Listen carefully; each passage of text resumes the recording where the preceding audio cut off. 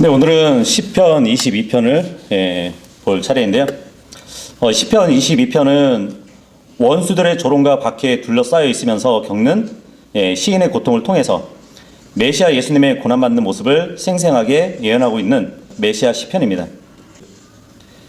다윗은 자기가 겪은 심각한 생애 위기를 사형 집행의 상황으로 비유해서 표현하고 있는데, 이것은 단순한 비유가 아니라 예수 그리스도께서 원수들의 손에 의해 가지고 받는 그 고통에서, 그러니까 말 그대로 실제적인 성취를 보았던 것이에요. 그래서 다른 시편들과 다르게 지금 22편은 시편의 기록자가 겪는 어떠한 억울함이나 또 악인을 저주하는 그러한 내용들이 등장하지 않아요. 그 이유는 바로 이제 예수 그리스도와 연결되는 시편이기 때문입니다. 그래서 이 본 시는 내용상 이제 두 단락으로 나눌 수 있는데, 1절에서 21절까지는 하나님에 의해서 버림받는 인자, 그러니까 죽어가는 왕을 노래한다고 보시면 되고요. 이걸 더 구체적으로 나눈다면 1절에서 11절까지는 고난에 대한 처절한 탄식을 노래한다면 12절에서 21절까지는 메시아적인 고난에 대한 묘사를 보여주고 있습니다. 그리고 두 번째 단락은 22절에서 31절까지인데, 구원받은 후에 감사하는 인자, 그러니까 부활한 왕이 기록되어 있는 것을 볼 수 있는데, 이 전체 내용은 그리스도의 고난과 부활 사건과 일치하기 때문에 메시아적인 성격을 발견할 수 있는 시편이라고 볼 수 있습니다. 비록 다윗의 개인적인 고난을 체험으로 노래를 한 것이지만 대부분 직접 다윗에게 적용하기 힘든 내용들이 있기 때문에 우리는 이 시편이 예언적으로 예수 그리스도의 십자가 고난의 모습이 생생하게 묘사되어 있다는 그 사실을 인식하고 보는 것이 중요하다고 할 수 있습니다. 이 제목을 보시면 아이엘렛 샤할에 맞춰 악장에게 다윗의 시편, 이렇게 기록이 되어 있는데, 여기 시편의 제목은 굉장히 놀라운 정보를 함축하고 있거든요. 물론 이제 이 시편은 노래로 불렀기 때문에 일단 곡조가 있는 노래이고, 이 제목에 아이엘렛 샤할에 맞추어라고 기록한 걸 보면 그렇게 부르라고 표시한 곡조의 명칭이라고 봐야 될 것이에요. 아이엘렛은 사슴이라는 뜻이고요, 사할은 새벽이라는 뜻을 갖고 있습니다. 그러니까 이것이 합하면 새벽의 사슴이라는 말이 돼요. 제목을 풀어서 말을 하게 되면 새벽의 사슴에 맞춘 곡조라고 이렇게 보시면 됩니다. 히브리 전통에 의하면 역사적으로 이제 사슴은 메시아의 상징이었어요. 그래서 오늘 시편 22편의 메시아는 고난받는 메시아입니다. 보통 이제 사슴의 종류는 여러 가지가 있거든요. 그런데 새벽과 관련되어 있는 사슴은 흰 꼬리 사슴이 있어요. 이 흰 꼬리 사슴은 조심성이 많고요, 민감하고 또 이제 청각하고 후각이 예민하다고 합니다. 그래서 주로 저녁과 새벽에 활동한다고 알려져 있어요. 근데 이 흰꼬리 사슴은 다른 사슴의 울음소리와 다르게 매우 중후한 소리를 낸다고 알려져 있습니다. 그래서 어쩌면 지금 제목에서처럼 새벽 사슴의 울음과 같이 중후한 소리로 맞추어서 이 시편을 노래하지 않았을까, 그렇게 추측이 되기도 합니다. 이 제목에 나오는 새벽 사슴에 대해서 우리가 좀 더 살펴볼게요. 아이엘렛 샤알, 그러니까 새벽의 사슴에 대해서 우리가 더 설명하자면, 히브리 전통에 의해서 이 사슴은 메시아의 상징이라고 말씀드렸습니다. 특히 새벽 사슴은 흰 꼬리 사슴이라고 했는데, 말 그대로 꼬리가 하얀 게 포인트예요. 구약시대에 하나님은 그 제물을 받으실 때 순양을 보통 받으셨잖아요. 그 순양도 메시아의 모형이거든요. 그래서 여러 부위를 주님께서 제물로 받으셨는데, 출애굽기 29장 22절이나 아니면 레위기 9장 19절에 따르면 그 순양의 꼬리도 받으셨다는 말씀을 해주시거든요. 근데 이사야서 15장에 또 보면 이스라엘의 꼬리는 거짓 대언자라고 이렇게 기록되어 있어요. 자, 그렇다면 새벽의 사슴, 흰 꼬리를 가진 사슴이 메시아의 상징이라면 그분은 거짓이 전혀 없으신 분으로 우리는 볼 수 있을 것입니다. 어쨌든 흰 꼬리 사슴은 저녁과 새벽에 활동하는 사슴이에요. 근데 놀랍게도 예수님께서 공적인 사역을 하실 때 보면은 저녁과 새벽에도 활동하신 그 일이 기록되어 있다는 것이에요. 먼저 저녁에 관련해서 한번 찾아보자면 마태복음 14장 23절에 이런 말씀이 있거든요. 그리하여 그분께서 무리들을 돌려보내신 후에 그분께서 기도하려고 어떤 산속으로 따로 올라가셨더라. 그리고 저녁이 되자 그분께서 거기에 홀로 계셨더라. 이 말씀이 있습니다. 사람들을 보내고 잠을 청하시려고 홀로 따로 계셨던 것이 아니라 아버지와 긴밀한 대화를 하시려고 따로 산속으로 올라가셨다는 얘기예요. 사슴이 숲속에서 거닐듯이 주님은 산속으로 올라가셨다는 얘기예요. 언제냐면 저녁에 활동을 하셨다는 얘기거든요. 그리고 누가복음 6장 12절에도 보면 그리고 그 당시에 이러한 일이 있었으니 그분께서 밖으로 나가셔서 기도하러 어떤 산속으로 들어가셨고 하나님께 드리는 기도로 온 밤을 지새우셨더라. 이 말씀을 하고 계십니다. 저녁에 산속으로 들어간 그 주님은 우리가 잘 알려진 철야 기도를 드리셨다고 볼 수 있는 것이에요. 무엇이 그렇게 간절하셨을까요? 무엇이 채워지지 않았길래 온 밤을 지새우셨을까요? 보통 이제 사슴들이 물로 충분히 채워지지 않게 되면은 어떻게 되는지 아세요? 그 사슴의 몸은 막 타는 것 같이 목마름이 생긴다고 합니다. 그래서 그런 목마름이 온 몸에 엄습하면 사슴들은 잠도 못 자고 오직 물을 찾아 헤매게 된다고 그렇게 알려져 있어요. 우리 주님이 그런 목마름이 있으셨던 것이에요. 예. 자, 그런데 이 흰꼬리 사슴은 새벽 사슴이라고 말씀드렸죠. 이제 새벽에 관해서 한번 찾아볼게요. 마가복음 1장 35절에 보잖아요. 이런 말씀이 있습니다. 그리고 낮이 되기 한참 전인 아침에 그분께서 나가셨고 혼자만의 장소로 떠나시어 거기서 기도하셨더라. 예. 해가 뜰 때부터 낮의 시작이라고 볼 수 있죠. 그런데 본문에 보니까 한참 전에, 그러니까 낮이 되기 한참 전에 아침이라면 새벽을 말하는 것이에요. 그런데 주님은 그때의 기도에 활동을 하셨다고 말씀해주고 있어요. 그래서 흰 꼬리 사슴이 새벽에 활동한다는 것은 한 번, 두 번만 그렇게 활동한다는 것이 아니라 평생을 그렇게 활동한다는 것이에요. 마찬가지로 예수님도 이 기도의 습관은 일평생의 습관이었다고 보실 수 있습니다. 그리고 요한복음 8장 2절에 보면 그리고 아침에 일찍 그분께서 성전으로 다시 나오셨으니 모든 백성이 그분께 왔더라. 그리고 그분께서 앉으셔서 그들을 가르치셨더라. 이 말씀이 있습니다. 아침 일찍 성전에 오신 예수님을 보게 되죠. 자, 그렇다면 아침 일찍 성전에 오신 그 예수님을 만나려면 사람들은 마찬가지로 일찍 일어나서 찾아와야 될 것이에요. 그래서 누가복음 21장 38절에 보면 그런즉 모든 백성이 성전에 계신 그분께 아침 일찍 나왔으니 그분의 말씀을 듣기 위해서였더라. 예. 말씀을 듣기 위해서 새벽 일찍 이렇게 성전으로 몰려왔다고 합니다. 그러고 보면은 일반 교회들에서 이렇게 새벽 기도 모임을 갖잖아요. 예.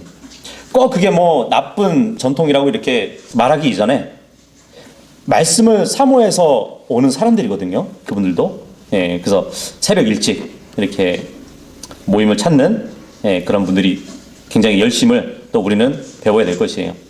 어쨌든 이 사슴을 지금 보고 있는데 흰 꼬리 사슴을 보려면 새벽에 일찍 숲으로 가야 볼 수 있습니다. 그래서 잠언서 8장 17절에도 이런 말씀 있죠. 나를 사랑하는 자들을 내가 사랑하느니라. 그런즉 일찍 나를 찾는 자들은 나를 발견하리라. 예, 이런 말씀을 해주고 있습니다. 그래서 사슴은 메시아를 상징하는 동물입니다. 누가복음 24장 1절에서 2절까지의 말씀을 보면 이제 그 주의 첫날 아주 이른 아침에 또 새벽을 얘기하는 거죠. 그들은 자신들이 예비해 두었던 향로들을 가져와서 그 돌무덤에 이르렀는데 다른 어떤 이들이 그들과 함께 하였더라. 그리고 그들은 그 돌무덤에서 그 돌을 씌워져 있던 것을 발견하였더라. 그리하여 그들이 안으로 들어갔는데 주 예수의 시신을 발견하지 못하였더라. 예수님은 죽으셨다가 부활하셨을 때도 아주 이른 아침에 하셨다고 말씀해주고 있습니다. 새벽에 활동하신 것이죠. 이 부활하신 아주 이른 아침을 다른 복음서에서 어떻게 표현하냐면 마태복음 21장 1절은 새벽이 밝아오기 시작했을 때라고 표현을 합니다. 요한복음 20장 1절에 보면 아직 어둑하였을 때라고 이렇게 말을 해주고요. 왜냐하면은 마가복음 16장 1절에 이 이른 아침을 곧 해가 솟아오를 때라고 하기 때문이에요. 해가 떠오르기 전에는 아직 어두운 것이잖아요. 근데 해가 떠오르기 전에 예수님께서 일어나셨다는 것을 말씀해 주고 있습니다. 이렇게 새벽과 관련이 되고 있습니다. 또 예수님은 새벽별로 불려지죠. 계시록 22장 16절에 보면 나 예수는 교회들 안에서 너희에게 이런 것들을 증언하고자 나의 천사를 보냈노라. 나는 다윗의 뿌리이자 후예요. 빛나는 새벽별이라. 이 새벽별은 교회를 데리러 오실 주님을 상징하는 별이에요.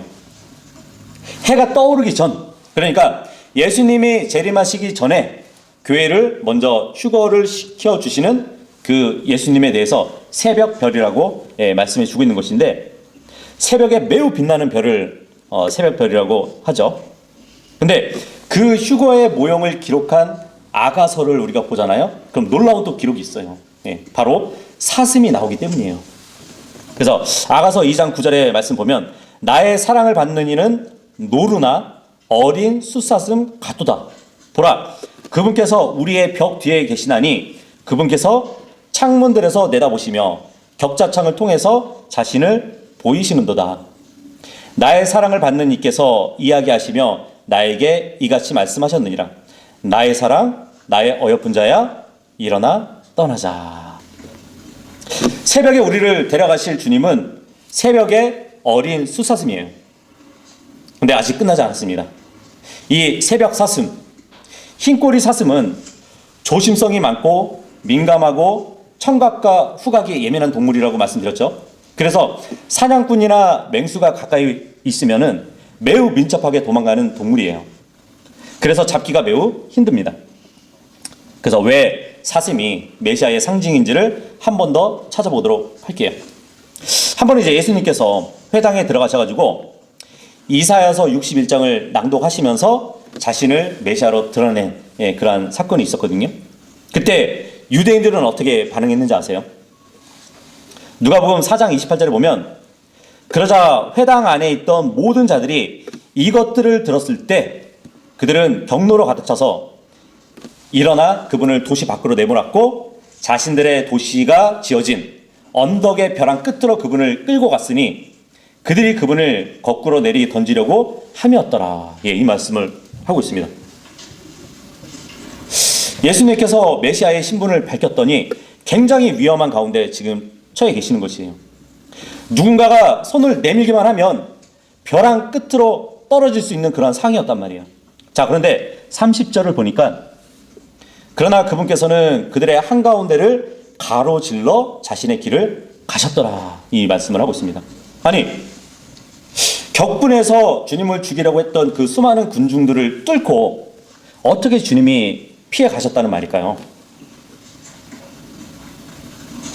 그냥 걸어가는데 다들 멈춰 있었다는 얘기일까요? 한 번은 예수님께서 자신이 또 아브라함보다 더 큰 자라고, 어느 정도냐면 아브라함이 있기 전부터 존재하셨다는 말씀을 하실 때 그 말을 들었던 유대인들이 신성모독한다고 또 예수님을 죽이려 했던 그런 일이 있었거든요. 누가복음 4장과 비슷한 상황이 벌어진 것이에요. 요한복음 8장 59절에 보면 그때 그들이 그분께 던지려고 돌들을 집어 들었더라. 돌로 쳐 죽이려고 준비를 했다는 것이에요. 그러나 예수님께서 자신을 숨기셨으며 그들 한가운데를 가로질러 성전 밖으로 나가셨으니 그렇게 지나가셨더라. 이 말씀을 하고 있습니다. 여기서도 주님은 그 군중을 피해 가셨다고 말씀을 해주고 있는데 누가복음 4장에서도 그렇고 여기서도 어떻게 예수님은 그 군중 한가운데를 가로질러 나가셨을까요? 예수님을 죽이려고 했던 유대인들이 예수님의 그 포스에 눌려가지고 움찔했던 것일까요? 그것이 아니라 요한복음 본문을 다시 잘 보면 예수님께서 자신을 숨기셨으며 이것을 영어로 보면 Jesus hide himself라는 영어로 기록이 되어 있습니다. 그러니까 많은 군중이 볼 수 없도록 자신의 몸을 보이지 않게 하셨다는 말씀이에요. 기적을 일으키신 거예요. 그러니까 일명 투명 인간이 되어가지고 군중의 한가운데를 가로질러 가셨던 것이에요.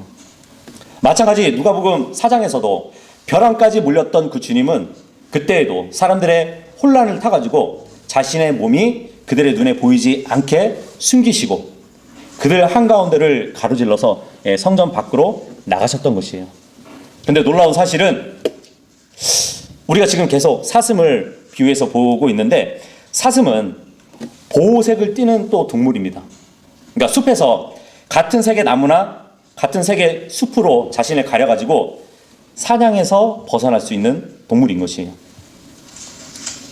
자, 그리고 예수님이 사슴처럼 민첩하게 이렇게 달아나신 분이라는 것을 또 보여주는 구절이 요한복음 10장 38절에서 40절까지 보시면 그러나 만일 내가 그 일을 행한다면 비록 너희가 나를 믿지 아니하여도 그 일들은 믿으라.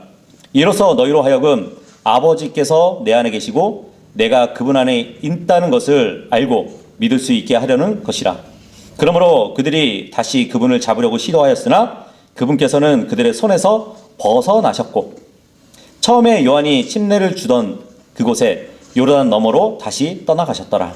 그런즉 그분께서 거기에 거하셨더라. 이 말씀을 해주고 있습니다. 예수님은 항상 자신의 신성을 입증하실 때마다 유대인들이 예수님을 죽이려고 했고 또 주님은 그 고비를 민첩하게 넘기셨어요.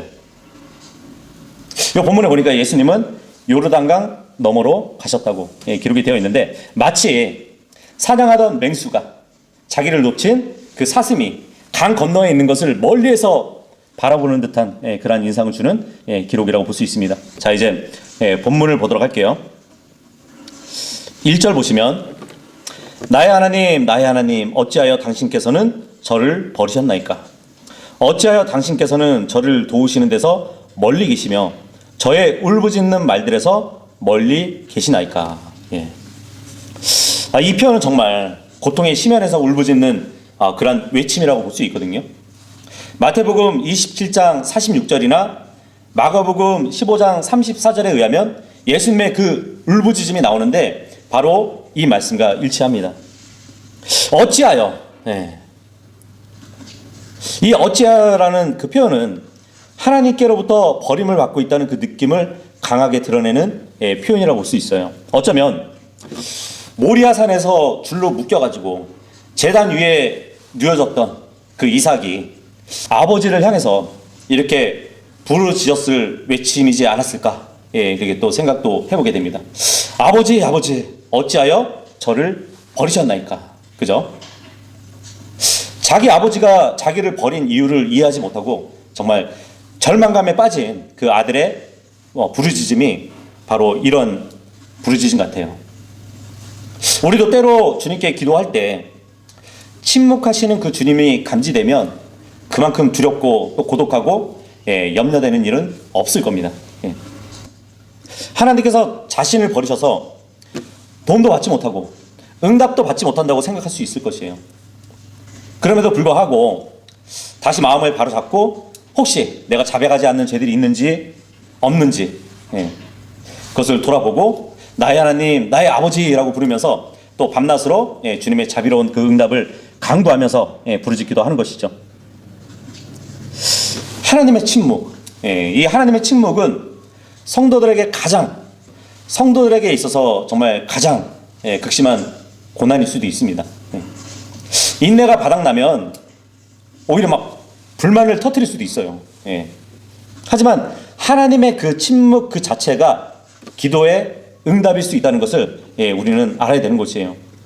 지금 본문 1절 보니까 어찌하여 당신께서는 저를 도우시는데 멀리 계시며 이렇게 말을 하는데, 왜 이러한 고난을 겪고 있냐고 묻기 전에 우리는 앞서간 그 신앙의 선진들의 모습을 보면서 또 교훈을 받아야 될 것이에요. 믿음의 조상 아브라함을 한번 보세요. 그 아브라함은 이스마엘을 낳고 무려 13년 동안 하나님과의 교제가 단절된 그 상태에서 세월을 보냈거든요. 그렇죠? 하나님의 침묵을 맛보았단 말이에요. 이삭도 이제 리브가와 결혼을 하고 나서 20년 동안 자녀를 위해서 기도를 했지만 주님은 응답해 주지 않으셨어요. 무려 20년입니다. 하나님의 침묵을 겪은 것이에요. 그리고 동방의 의로운 사람, 우리가 잘 아는 욥을 보면 욥은 정말 소중한 10남배를 다 잃어버렸잖아요. 그죠? 재산도 잃어버렸잖아요. 하나님의 침묵을 맛보았어요. 그래서 아마도 아브라함이나 이삭이나 욥도 1절의 본문의 말씀처럼 저의 울부짖는 말들에서 멀리 계시나이까, 이런 기도를 하지 않았을까요? 하지만 그들의 결국은 어떻게 됐죠? 아브라함, 이삭은 기적적으로 자녀를 가졌죠. 그리고 욥도 결국은 2배의 복을 받게 되었습니다. 그러니까 주님이 침묵하신다는 것은 그분조차도 기다리신다는 그 의미라는 것을 알아야 되는 것이에요. 특히 예수님의 고난을 누구보다 더 잘 아셨던 아버지 하나님이 무엇을 하나 거들어 주시려고 했다면 아마 이를 그르칠 수 있었을 겁니다. 그것은 바로 예수님의 십자가 사역이었거든요. 그래서 이사야서 30장 18절의 말씀 보면 그러므로 주께서 기다리시니, 주님도 기다리시는 분이에요. 뭐든지 기도한다고 바로바로 응답해 주시는 것이 아니라 우리가 기도를 하고 기다리는 것처럼 하나님도 스스로 응답을 해주실 그 때를 기다리시는 분이라는 것이에요. 그분께서 너에게 은혜로우려 하심이라. 그러므로 그분께서 크게 높여지시리니 그분께서 너희 위에 자비를 베푸시려 함이라. 이는 주께서 공의의 한 하나님이시기 때문이라. 그분을 기다리는 모든 자들은 복되도다. 이 말씀을 해주고 있단 말이죠. 그래서 주님은 기도하는 자들에게 자비와 은혜를 받게 해주실 그 때를 기다리시는 것이에요. 동시에 하나님 자신이 높여지는 그 때를 잘 아시는 분이시기 때문에 이 두 가지가 다 이루어질 그 때를 기다리셨다가 그때 응답해 주신다는 것이거든요. 우리만 애타게 기다리는 것이 아니에요. 주님도 함께 기다리신다는 것을 우리는 배워야 되는 것입니다. 아버지는 아들의 죽음을 보시고 부활의 시점까지 기다리셨어요. 왜냐하면 예수 그리스도의 부활은 주께서 높여지시는 그때이고 모든 죄인들에게 자비와 은혜를 베풀어 주시는 그 날이기 때문이에요. 다윗이 물론 울부짖었던 것을 기록하고 있지만 예수님이 십자가상에서 또 울부짖었던 그 말씀을 기록하고 있습니다. 2절 보시면 오 나의 하나님이여 제가 낮 시간에 부르짖었으나 당신께서 듣지 아니하시나이다. 또 밤 시간 동안 제가 말없이 있지 아니하였나이다. 끊임없이 부르짖고 자신의 애통함을 표현하고 있어요. 여기 제가 낮 시간에 그리고 밤 시간 동안 기도를 했다는 얘기인데 정말 이 정도의 기도라면 주님은 기도를 들으시겠죠.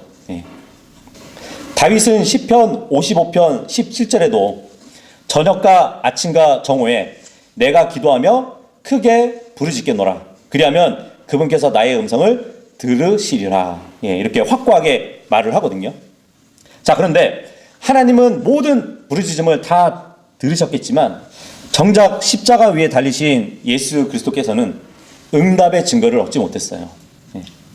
십자가 주변에는 막 조롱하는 자들이 있었거든요. 마태복음 27장 40절에 보면 너는 너 자신을 구원하라고. 만일 네가 하나님의 아들이라면 십자가에서 내려오라 그래요. 하나님의 아들이라면. 누가복음 23장 37절에 보면 만일 네가 유대인들의 왕이라면 너 자신을 구원하라. 예, 이렇게 말을 해주고 있습니다. 십자가에서 네 자신을 구원하지 못하면 너는 유대인의 왕도 아니고 너는 하나님의 아들이 아니라는 말이잖아요. 예. 우리가 보통 이제 다른 사람에게 뭐 전도를 할 때 그 상대방이 그런 말을 한다고 생각해 보세요. 아니, 자네 남편이 직장에서 이렇게 막 밀려났다며. 큰일이네. 아들이 학교에서 문제가 많다는데 어떻게 해결했냐고. 아니, 정작 본인은 큰 병이 났으면서 지금 이러한 일을 하고 있냐고. 네. 우리 구원의 문제가 아니라 그쪽이나 하나님께 도와달라고 그렇게 기도하라고. 예. 그런 말을 들으면 어떻겠어요? 그죠? 그래서 정말 무엇보다 가장 고통스럽게 만드는 것은 환경이나 사람 때문에 시달리는 것이 아니에요. 뭐 춥고 배고프고 일이 잘 안 풀리고 몸이 아픈 것이 아니라 하나님의 아들로서 고통 중에서 간절한 마음으로 하나님의 도우심을 구해보지만 마치 하나님이 외면하시거나 버리신 것처럼 침묵만 하신다고 하면 그것이 가장 고통스러운 것이에요. 예. 남이 보기에 하나님의 자녀라는 사람이 뭐 일이 잘 안 풀리거나 안쓰럽게 보여진다고 하면 그만큼 또 답답한 마음으로 신앙생활을 할 수밖에 없는 것이죠. 하지만 주님께 기도했다면 그 기도의 한 단계로 더 나아가야 하는 것이에요. 예수님은 지옥에 머무르지 않도록 하나님께서 구원해 주실 것은 물론이고 십자가의 원수들까지도 하나님께서 친히 갚아줄 것인데 예수님은 그러한 확신이 있으셨던 분이거든요. 누가복음 18장 7절에 보시면 그런즉 하나님께서 자기 자신의 택함받은 자들이 주야로 그분께 부르짖는데 2절의 본문처럼 비록 그분께서 그들에게 오랫동안 참고 계실지라도 복수해 주지 아니하시겠느냐. 이런 말씀을 해주셨거든요. 자, 3절 보시면 그러나 오 이스라엘의 찬송들 가운데 거주하시는 당신이요 당신께서는 거룩하시나이다. 1, 2절 같은 경우는 어떻게 보면 주님께 호소하는 내용인데 3절에 보니까 다윗은 그 고통 중에서도 불평하지 않는 신앙을 지금 보여주고 있거든요. 이것은 뭐 혹여나 하나님께서 오랫동안 기도에 응답하시지 않으실지라도 역시 거룩하신 분이라고 지금 찬송을 하고 있는 것이에요.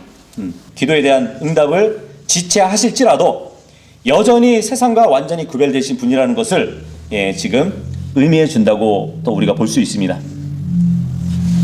4절하고 5절 말씀 보시면 우리 조상들이 당신을 신뢰하였나이다. 그들이 신뢰하였더니 당신께서 그들을 구출하셨나이다. 그들이 당신께 부르짖었더니 구출되었나이다. 그들이 당신을 신뢰하였더니 당혹스럽게 되지 아니하였나이다. 그러니까 조상들의 신앙과 또 그들에 대한 하나님의 구원이 반복적으로 이렇게 강조되고 있는 것을 우리가 보게 되는데 조상의 신앙의 과거를 회상하면서 다윗은 하나님에 대한 그 소망을 더욱 굳건히 갖고 있는 모습을 보여주고 있습니다. 그러니까 마찬가지로 로마서 1장 3절하고 4절에 보면 예수님도 거룩함의 영을 따라서는 하나님의 아들이시지만 육체를 따라서는 다윗의 씨에서 조성되었다고 기록이 되어 있잖아요. 마찬가지로 십자가에 달리셨던 그 예수님도 육신의 조상들이었던 그들의 신앙을 생각하면서 조상들이 하나님을 신뢰했을 때 구출을 가져왔다는 것을 상기하셨을 것이라고 보여집니다. 그래서 지금 본문에 보니까 그들이 당신께 부르짖었더니 구출되었나이다. 그러니까 구출받은 근거가 그들의 부르짖음에 있다는 것을 강조하고 있죠. 조상들의 구출을 보면 이집트에서 탈출한 그 후로부터 가나안 정착 후에 전쟁의 역사의 그 사건과 관련된 진술로 이렇게 보여지기도 합니다. 그때마다 주님께 부르짖었고 그때마다 하나님께 구출된 그런 역사가 있었다는 것이죠. 그리고 다시 본문 보시면 그들이 당신을 신뢰하였더니 당혹스럽게 되지 아니하였나이다. 예, 이 말씀을 하고 있는데 이것은 사람들을 신뢰했다가 만약에 자신의 신뢰가 배신을 당하게 되면 어떻게 되죠? 마치 바보짓이나 한 것처럼 당혹스러워가지고 막 수치심을 느끼게 된단 말이에요. 하지만 하나님은 항상 신뢰할 만한 분이시기 때문에 당혹스럽게 되지 않는다는 것을 말씀해 주고 있습니다. 그러니까 주님은 온전히 신뢰할 수 있는 분이라는 것을 입증하는 말씀이라고 볼 수 있겠죠. 6절 보시면 그러나 저는 벌레요 사람이 아니며 사람들의 비방거리요 백성들에게 멸시받는 자니이다. 예. 자신이 벌레라고 합니다. 예. 그러니까 인간으로서의 어떤 존귀함이 완전히 짓밟히고 있다는 것을 말해주고 있는 것이거든요. 다윗 자신이 벌레에 비유하고 있는데 십자가상에서 예수님도 마찬가지예요. 뭐 비유적으로 보면은 예수님이 입으셨던 주홍색 옷이 있었죠. 근데 그 주홍색 옷의 염료를 어디서 구하는지 아세요? 유대의 주홍벌레라는 것에서 이제 얻어지는데 그 주홍벌레는 산란기가 되잖아요. 그러면 나무에 매달려 가지고 자신의 몸 안에 있는 모든 붉은 염료를 나무에다가 쏟아붓는 그런 일을 하거든요. 십자가에 매달려서 피를 쏟으신 주님의 모습이 그와 같은 광경이라고 볼 수 있죠. 그래서 이 6절의 말씀 저는 벌레요 사람이 아니며 이 말씀이 그 벌레를 또 비유해서 말씀해 주는 것 같이 보여지기도 합니다. 그리고 사실적으로 욥기 25장 6절에 보면 사람은 벌레로 불려요. 예. 근데 정확히 말하면 이제 성경에서 벌레 했을 때 구더기를 얘기합니다. 구더기. 예. 보통 이제 임산부의 배에 착상된 그 아이를 처음에 보면 마치 그런 모습을 연상하게 되거든요. 그 구더기가 번데기를 거쳐가지고 나비로 이렇게 변형되듯이 거듭난 사람들은 나중에 부활하고 나서 새 몸을 입게 되죠. 하지만 그러지 못하게 되면 구더기 모양으로 영원히 불호수에서 사람들은 보내야 될 것이에요. 그래서 마가복음 9장 44절에 보면 예수님은 그곳에는 지옥에는 불호수에는 그들의 구더기도 죽지 않고 불도 꺼지지 아니하느니라 이 말씀을 해주고 있습니다. 사람들의 몸은 진화하지 않고 오히려 태화하는 것이에요. 예. 사탄은 구더기 같은 그 죄인들의 압이거든요. 마귀들은 날짐승, 또 파리들로 이렇게 표현이 되는데 그 파리들의 왕도 사탄, 비엘제붑이라고 성경은 말씀해 주고 있어요. 근데 이 사탄은 또 옛 뱀이라고 불려지잖아요. 마치 큰 구더기의 모양이라고 볼 수 있어요. 예. 그런데 예수님은 벌레가 되셨다고 합니다. 예. 죄인을 대표해서 십자가에 매달리셨기 때문이에요. 그런데 예수님은 또 요한복음 3장 14절에 보면 자신을 뱀으로도 부르셨거든요. 바로 죄 그 자체가 되셨던 것이에요. 예. 7절 보시면 저를 쳐다보는 모든 자들이 저를 경멸하며 비웃나이다. 그들이 입술을 내미나니 그들이 머리를 흔들며 이같이 말하나이다. 예. 그러니까 주님은 정말 벌레 취급하는 그 사람들을 보여주고 있습니다. 근데 고난받는 욥도 이러한 일을 당했던 일을 기록하거든요. 욥기서 16장 10절에 보면 그들이 그들의 입을 딱 벌리고 나를 바라보나이다. 그들이 비방하며 나의 뺨을 쳤도다. 그들이 나를 대적하여 자기들끼리 함께 모였도다.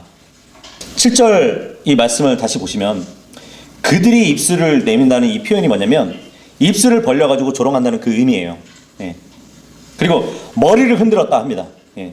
이것은 정말 조롱과 경멸의 몸짓이라고 보시면 돼요. 마태복음 27장 39절의 기록을 보면 십자가에 못 박이신 그 예수님을 조롱했던 그 무리들에게 찾아볼 수 있는 그러한 모습들을 지금 기록하고 있는 것입니다. 8절 보시면 그가 주께서 그를 구출하실 것이라고 그분을 신뢰하였도다. 그분께서 그를 크게 즐거워하셨으니 친히 그를 구출하시게 하라. 예. 예수 그리스도께서 십자가에 못 박히신 것을 바라보았던 바리새인들 그리고 서기관들이 실제로 이 조롱의 말을 인용해가지고 십자가에서 당한 그분의 굴욕에 적용했던 것을 볼 수 있거든요. 지금 이 시편 22편 8절의 말씀을 가지고 마태복음 27장 43절에 보면 그가 하나님을 신뢰하였도다. 그분께서 그를 얻기 원하신다면 지금 친히 그를 구출하시도록 하라. 이는 그가 말하기를 내가 하나님의 아들이라 하였기 때문이라. 그렇게 적용했던 것을 보여줍니다. 9절 보시면 그러나 당신께서는 저를 태에서 꺼내신 분이시니이다. 당신께서는 제가 제 어머니의 젖가슴 위에 있었을 때 저에게 소망을 갖게 하셨나이다. 다윗으로 보자면 어린 시절부터 하나님을 의지했던 그 사실을 더욱 강조하기 위해서 이런 표현을 사용한 것 같아요. 그런 신앙에 따라서 자신의 어려운 처지를 하나님께서 속히 해결해 주시기를 간절히 바라고 있음을 지금 보여주고 있는데 시편 71편 6절에도 보면 당신에 의하여 제가 태에서부터 붙들렸나이다. 당신께서는 저의 어머니의 내부에서 저를 꺼내신 분이시니이다. 저는 지속적으로 당신을 찬송하리이다. 이 말을 해주고 있는데 자신의 영아 시절 때부터 의지하는 법을 배웠다는 것을 기록해 주고 있는 것이거든요. 이어서 10절에 보시면 제가 태에서 당신께로 던져졌나이다. 당신께서는 제 어머니의 배에서부터 나의 하나님이시니이다. 이렇게 고백을 하고 있습니다. 이것을 예수님께 적용한다면 예수님은 성령님으로 잉태되셨다가 태어나셨고 태어나시고 나서도 주님의 돌보심으로 누가복음 2장 40절에 보면 영 안에서 강건해졌고 지혜로 충만하게 되었고 하나님의 은혜가 그분 위에 있었다고 기록을 해주고 있거든요. 이렇게 해서 오늘은 이제 그 10절까지 우리가 살펴봤는데 이 문맥을 통해서 알려주시는 교훈이 있다면 정말 성도들이 알아야 할 사실이 있다면 하나님은 인생의 어떤 무력함이나 공경에 대한 문제를 해결해 주신 분으로 우리는 알고 있지만 그것은 전혀 하나님은 잘못 알고 있는 것이에요. 하나님은 내가 필요할 때 사용될 수 있는 어떠한 도깨비 방망이와 같은 것이 아니에요. 램프의 요정이 아니란 말이에요. 오히려 하나님은 인간들이 자신들의 고난을 꿋꿋하게 이겨나가도록 지켜보시는 하나님이시라는 것을 우리는 알아야 됩니다. 걸핏하면 막 하나님께 매달려가지고 문제 해결을 위해서 막 졸라대는 사람들이 아니라 고난 속에 있는 하나님의 섭리를 액면 그대로 우리가 받아들이면서 마치 하나님이 없는 것 같은 상황 속에서도 성숙한 인간으로서의 삶을 살아가기를 원하시는 것이 바로 하나님이시라는 것이에요. 하나님은 마치 자기가 없는 것처럼 행동하시면서 자기를 계시하시는 분이시거든요. 그래서 이러한 하나님의 침묵, 하나님의 부재는 성도들에게 고난의 참 의미를 가르치시고자 하는 주님의 허락하신 최선이에요. 그래서 하나님의 침묵은 그리스도인에게 처한 고난의 긍정이라고 보시면 됩니다. 하나님의 침묵을 하나님의 섭리로 받아들이고 우리는 고난을 극복해 나갈 수 있어야 되는 것이에요. 이 말씀을 통해서 우리가 주님의 침묵이 또 다른 우리의 기도에 있어서 더 성장할 수 있는 기도로 인도해 주심을 우리는 깨달아야 되는 것이에요. 예수 그리스도를 십자가의 고난 속에 버려두시는 그 하나님, 성도들도 고난 속에 버려두실 수 있는 그 하나님이라는 것이에요.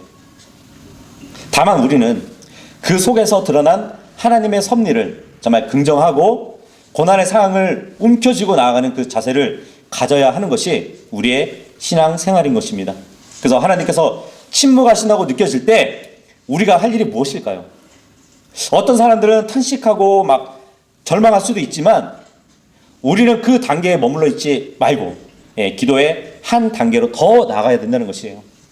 인내로 기다리고 당장 기도의 응답이 없더라도 일단 주님께서 그 기도를 들어주셨다는 것을 확신하고 하나님을 찬양하는 삶을 살아갈 수 있는 모두가 될 수 있기를 바라겠습니다. 어떠한 상황이 주어질지라도 화평의 열매를 맺을 수 있는 모두가 될 수 있기를 바라겠습니다.